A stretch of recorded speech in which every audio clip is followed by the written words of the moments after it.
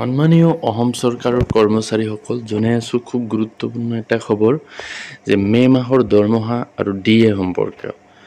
তো আপোনালোকে শেষলৈকে ভিডিঅ'টো চাব আৰু মোৰ ভিডিঅ'বিলাক ভাল লাগিলে লাইক কৰিব আৰু মোৰ চেনেলটো ছাবস্ক্ৰাইব কৰি থ'ব যাতে এনেকুৱা ভিডিঅ' আগলৈও পাই থাকে।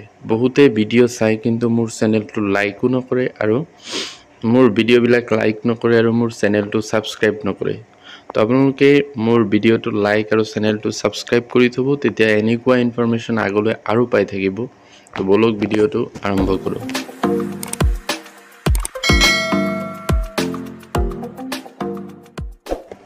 তো প্ৰথমতে জনাই লওঁ, যিসকল কৰ্মচাৰীয়ে ইতিমধ্যে মে' মাহৰ দৰমহা লাভ কৰিছে তেওঁলোকেতো লাভ কৰিলেই, কিন্তু যিসকলে এতিয়ালৈকে চেলাৰী পোৱা নাই তেওঁলোকে কেতিয়া পাব?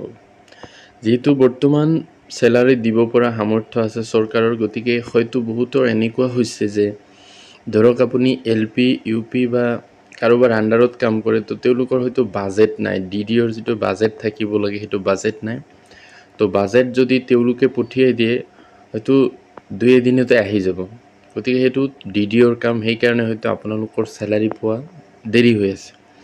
কিন্তু যিসকলৰ বাজেট আগতেই পঠাইছিলে তেওঁলোকে বাজেট পালে আৰু চেলাৰীও পালে, তো সেইকাৰণে হয়তো 2 এদিন দেৰি হৈ আছে।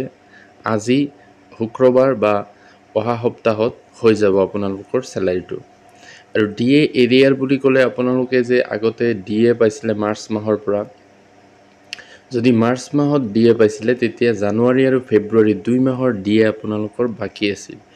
তো জানুৱাৰী মাহৰ যিটো DA এইটো এই মাহতে আপোনালোকে লাভ কৰিব। যদি চেলাৰীৰ লগতে DAৰ বিলটো জমা দিয়ে তেতিয়া হয়তো একেলগে পাই যাব, কিন্তু যদি বেলেগকৈ দিয়ে তেতিয়া হয়তো আপোনাৰ 2 এদিন পিছতে আপোনালোকে জানুৱাৰী মাহৰ DA এৰিয়াৰটো পাই যাব।